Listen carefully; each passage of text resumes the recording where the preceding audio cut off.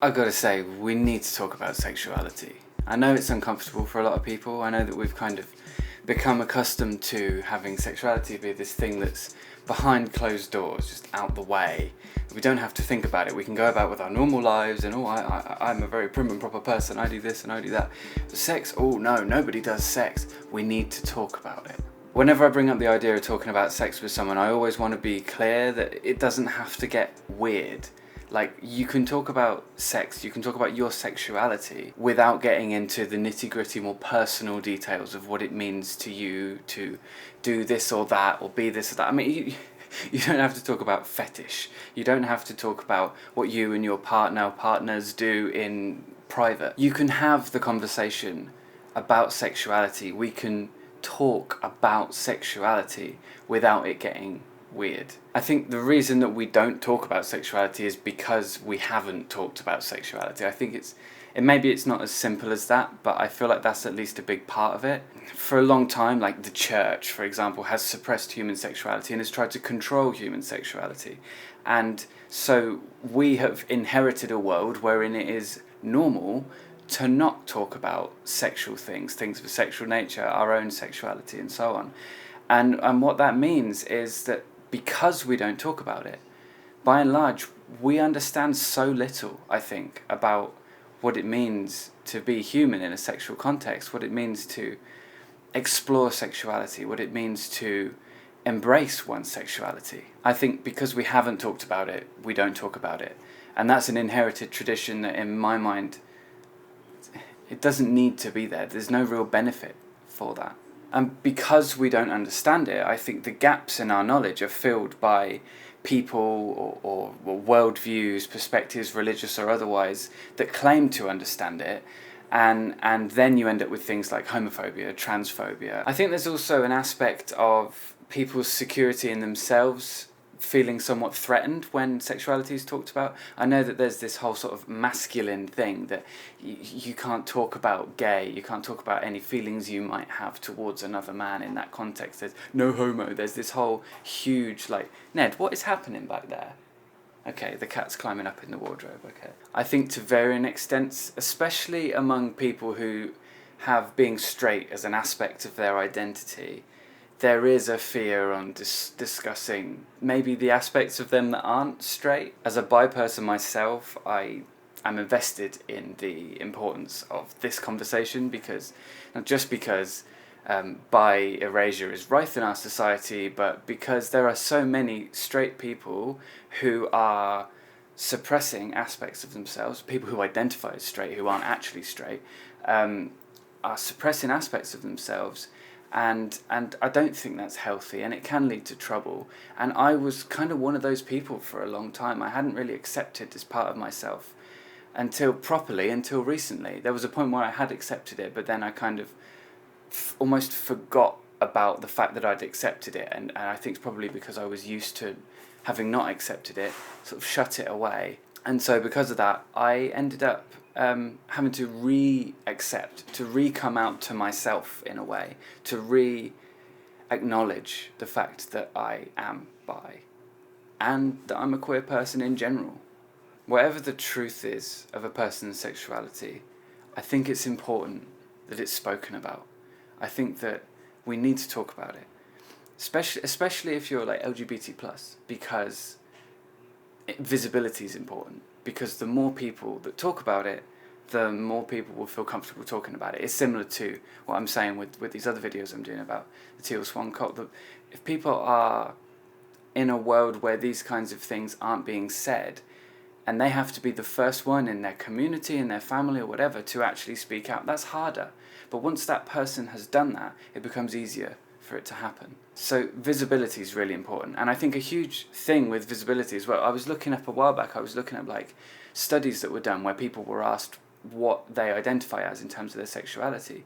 And I really feel like the numbers of people identifying as LGBT plus in whatever way were a lot lower than the actual truth of what those people's sexualities were. And I think that comes down to the fact that it is unsafe in a lot of parts of the world for people to be like me, for people to be LGBT+. I think that it does come down to the fact that there are places, even if you're not physically at risk for harm, violence, death even in some countries, that you can be ostracized, which has a huge toll on an individual's psychology. So I think visibility is important. I think talking about it is important, and it will also lead to more accurate census results when people are being asked what they identify as. I think another thing is that if you're sitting in front of someone who is, for some reason, homophobic, transphobic, any kind of phobic, and you are expressing to them, you're telling them that you are in some way the thing that they're afraid of. And let's not forget that phobic, it refers to phobias, it refers to fears. It's harder for that person, if you already have a pre-existing relationship with them, even in some cases where we don't have a pre-existing relationship with a person, it is harder for that person to maintain such a strong anti-position. So in that way, visibility is important too, because it softens the intolerance, I think. Not always, and if it's unsafe for you to come out and be honest about yourself, then obviously don't do that and until it is safe. And if it isn't safe, I hope that you're able to get yourself into a place where it is safe. Do you know, it's mad that in 2019 I'm sitting here saying, if it's not safe for you to come out, don't come out. That is, for me, that it gets me, that does. Even in this day and age, it really just does show you how, although we've come a long way, we've got a long way to go yet. For as long as we're not talking about this though, phobic behaviours will continue. And they will probably continue for some time after that as well. I mean, I'm not under any illusions about visibility being the antidote to phobic behaviours and beliefs and so on and so forth. But it will lessen the more visible people are. And equally, I think, for as long as we don't talk about it and we don't make a bit of noise about this, then rape culture as we know it continues. And I know rape culture sounds like a bit of a buzzword, but the reality is that it is very much a real thing, and a lot of legal systems around the world still support the person who has committed rape over the person who is accusing them of rape. And you hear stories about somewhere in Africa. I remember watching a documentary Stephen Fry did. This young lesbian woman was raped because someone thought that they could rape her straight. I can't. It just astonishes me that's happening now in the world. And then this week I heard news of here in Mexico, I believe 4 police officers followed and raped a woman and have gotten away with it because they're police officers. I mean, that's not rape culture. Tell me what fucking is. And I'm going to swear in this video because, let's be honest, it's not going to get monetized, is it? Ultimately, I think that if we're talking about it, then we can begin to understand it. And if we can begin to understand it, then we can unpack this issue, and we can all help to unpack this issue.